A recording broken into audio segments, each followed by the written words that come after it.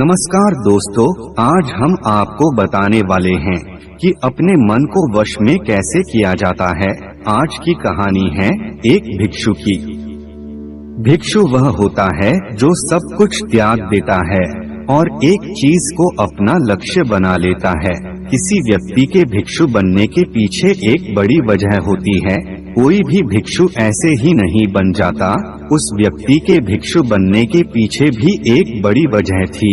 भिक्षु बनने से पहले उस व्यक्ति के मन ने उसे कई गलत काम करने पे मजबूर किया था। उसने कई पाप किए थे। वह व्यक्ति अपने मन के अनुसार चलने लगता है।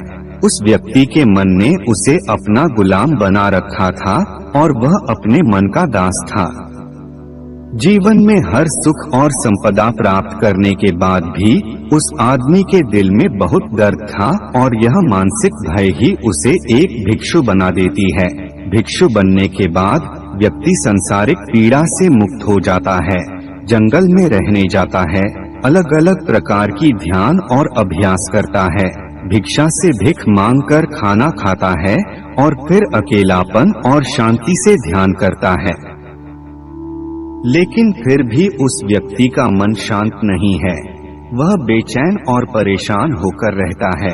यहाँ एक बात समझनी चाहिए, जैसा कि हम सभी जानते हैं, ध्यान किसी भी आध्यात्मिक यात्रा या आत्म सुधार की शुरुआती चरण होता है। इसे शुरू किया जाता है जब आपका मन शांत हो, जब हमारा मन हमारी बात सुनता है। लेकिन उस भिक्षु का मन न तो शांत है और न ही उसकी बात सुन रहा है।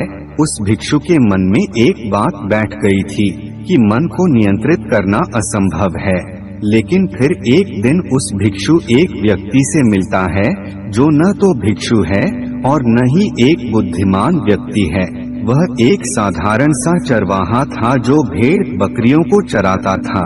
उसका नाम गोपाल था, जो जंगल में भेड़ बकरियों को चराने में लगा था।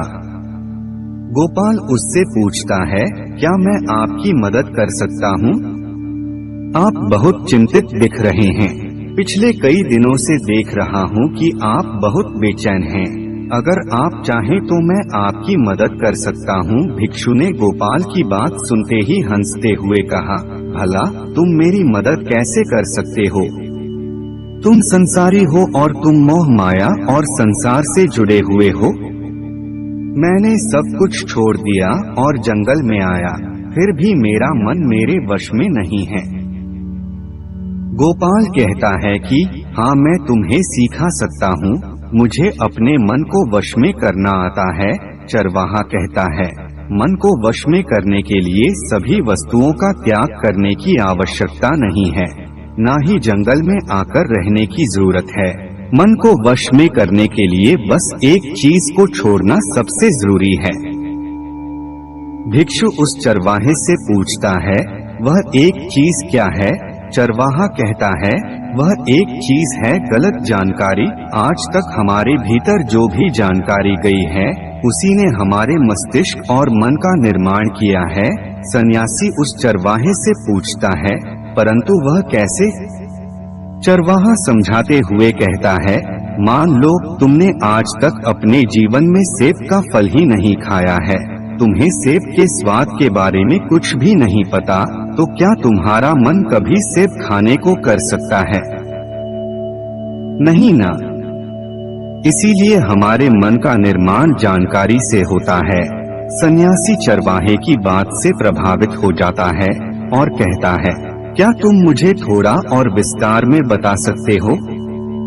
इसके बारे में गोपाल भिक्षु को बताता है कि अगर तुम अपने मन को नियंत्रित करना चाहते हो तो मेरी बातें ध्यान से सुनो। तुम अपने मन को नियंत्रित कर सकते हो जब तुम अपने मन की जड़ों को देख पाओगे। मन का निर्माण जानकारी से होता है और हमारे शरीर में जानकारी के 5 प्रवेश द्वार होते हैं।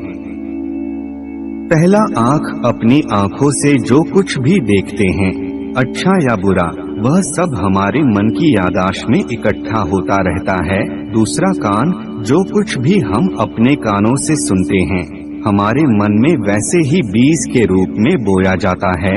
तीसरा, जीभ, जिस भी चीज का स्वाद हम ले लेते हैं, वह हमारे मन की याददाश्त में अंकित हो जाता है। चौथा है नाक, जो एक बार सूंघ लेते हैं, चाहे वह सुगंधित हो या दुर्गंधित, वह हमारे मन में दर्ज होता है। और पांचवा है स्पर्श, जिस चीज को हम एक बार छू लेते हैं, स्पर्श कर देते हैं, उसकी याददाश्त हमारे मन में कहीं न कहीं अंकित हो जाती है। इन 5 और शारीरिक द्वारों से जो भी जानकारी हमारे अंदर प्रवेश करती है, वह जानकारी बीजों के रूप में जमा हो जाती है और धीरे धीरे वृक्ष बनते हैं। हमारा मन मिट्टी की तरह है जिसमें बीज बोए जाते हैं और हमारी बुद्धि बीज बोने वाले किसान की तरह है।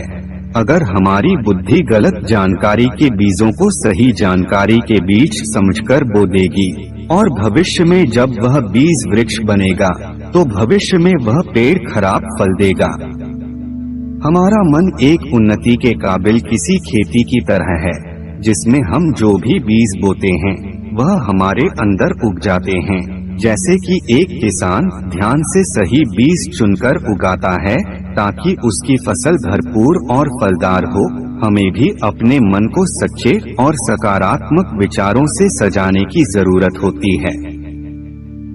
जैसे कि एक माली अपने उद्यान की देखभाल करता है, हमें भी अपने मन की देखभाल करनी चाहिए, सच्चे विचारों, अनुभवों और जानकारियों से इसे पोषित करके। इस तरीके से हम अपने अंदर एक समृद्ध भावनाओं, समझदारी और विकास के वृक्षों को खूबसूरती से फूलने देते हैं। तुम्हारा मन तुम्हारे बस में इसीलिए नहीं है क्योंकि तुमने पहले से ही अपने मन में बहुत सारे गलत बीज बो रखे हैं और अब वह बीज बड़े वृक्ष बन चुके हैं। वह सन्यासी उस चरवाहे से पूछता है, अब मैं क्या करूं? क्योंकि अब तक मैंने बहुत सारे गलत बीज बो डाले हैं और मैं उन्हें उखाड़ नहीं सकता। गोपाल भिक्षु से कहता है, तुम अब तक अज्ञानता और अनजाने में गलत बीज बो रहे थे, लेकिन अब से सच्चे मन से सही बीज बोना शुरू करो। अगर अंदर हजारों गलत बीज हैं, तो क्या हुआ? अब तैयार हो जाओ लाखों सही बीज उगाने के लिए। तुम्हें बस ध्यान देना होगा, यह देखना कि इन 5 द्वारों के माध्यम से तुम्हारे अंदर कौन सी जानकारी जा रही है और जो जानकारी आ रही है वह सही है या नहीं। भिक्षु पूछता है, यह कब तक करना होगा? गोपाल कहता है, पूरी जिंदगी। जैसे तुम हर दिन अपने पेट को अच्छा खाना देते हो, ठीक उसी तरह हर दिन अपने मन को भी अच्छी जानकारी और सही विचार दो। जीवन में हर दिन हर पल तुम्हारे सामने 2 विकल्प होंगे, जिनमें से एक सही होगा और दूसरा गलत, लेकिन तुम्हें हर बार सही विकल्प का चुनाव करना होगा।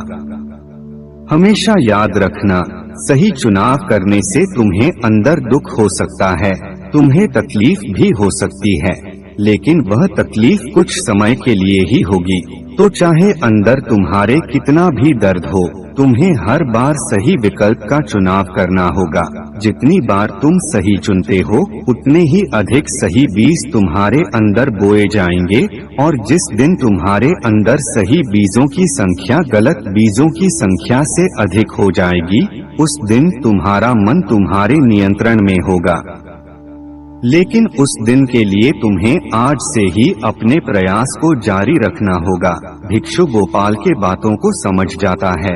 अगर आपको यह कहानी पसंद आई हो तो इसे अपने दोस्तों और परिवार के साथ भी शेयर करें और अभी तक आपने हमारे YouTube चैनल को सब्सक्राइब नहीं किया, सब्सक्राइब जरूर कर लेवे। मिलते हैं अगले वीडियो में, तब तक के लिए धन्यवाद।